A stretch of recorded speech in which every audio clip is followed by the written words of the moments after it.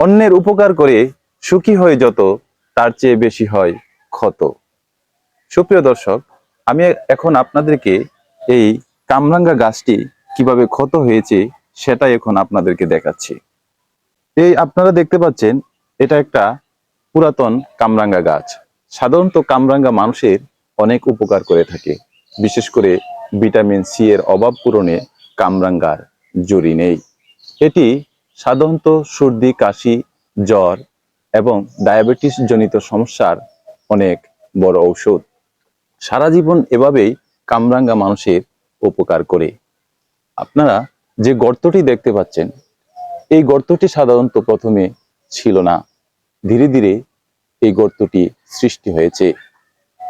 সাধারণত এই গর্তগুলো একদিনে তৈরি হয়নি।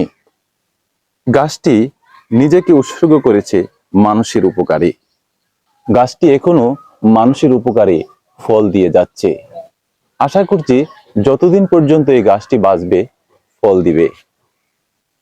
পৃথিবীতে এই গাছটির মতো অনেক মানুষ আছে যারা উপকার করে সারা জীবন, আর উপকার করতে করতে নিজের জীবন বিলিয়ে দেয়। শেষ মুহূর্তে এসে তাদের খোঁজ নেওয়ার মানুষও কিন্তু থাকে না।